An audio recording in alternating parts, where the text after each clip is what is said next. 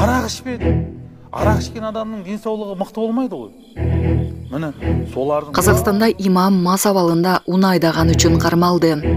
Кече 25 июлда Қазақстан мусулмандарынын дин башкармалыгы мас абалында уна айдап кармалган Костанай облусунун баш имамы Бакытбек Тажимбетти кызматынан бошотту. Бул тууралуу казак басылмалар жазып чыкты. Маалыматка ылайык 23 июль күнү Бурабай айылында Бакытбек Тажимбет мас абалында уна башкарып жол эрежесин бузган. Сот имамды 15 суткага камакка алып, 7 жылга уна айдоо укугунан ажыратканы айтылат.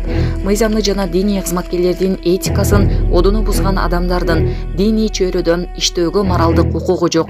Адепсиз жүрүм турум үчүн Бакытбек Тажимбет кызматтан бошотулду. Казакстан мусулмандарынын дин башкармалыгы бул окуяны чоң өкүнүч менен кабыл алып, коомчулуктан кечирим сурайт деп жазылат анда.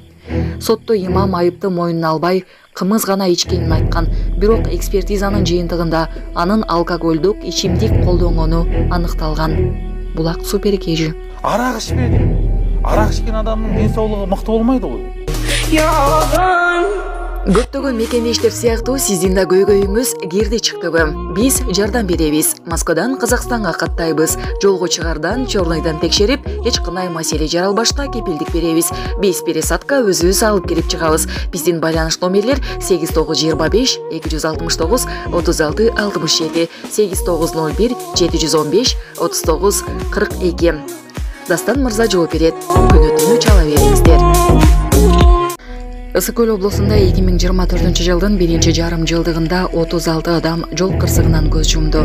Бул тууралуу облустук коллегияда айтылды. Облус аймагында 6 ай ичинде 169 жол кырсыгы катталды. Анын кесепетинен 36 адам көз жумуп, 314 адам ар кандай жаракат алган. Бул көрсөткүч 2023 жылдын ушул мезгилине салыштырмалуу 12%га өскөн. Булак турмуш кежи.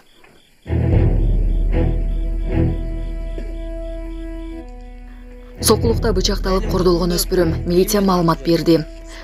Сокулукта өспүрүмдү кордогонго шектүү кармалды. Бул тууралуу бүгүн 26 июлда Чүй облустук милициясынан билдиришти. Маалыматка ылайык окуя 24 июлда саат 20:00 чамасында Сокулук районунун Калинин көчөсүндө орун алган.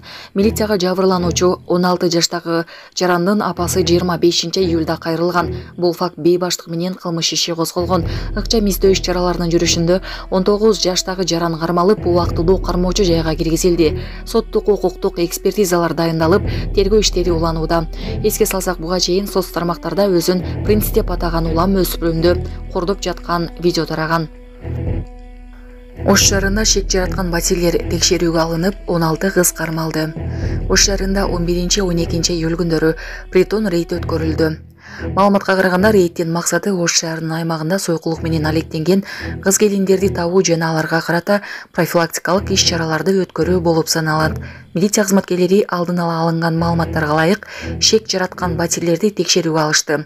Рейдтин жүрүшүндө сойкулук жасоого шектүү 16 кыз кармалып, түшүндүрүү иштерин жүргүзүү үчүн милиция бөлүмүнө алынып келинип, бармактарынын издери алынды. Кармалган кыздардын көпчүлүгү Ош шаарына башка региондордон келгендиги аныкталды. Буга чейин УКМКнын башчысы Камчыбек Ташиев 2023 жылдын 1-декабрынан тарта Кыргызстанда бир дагы сойкукана болбошу керектигин билдирген. Булак турмуш кежи.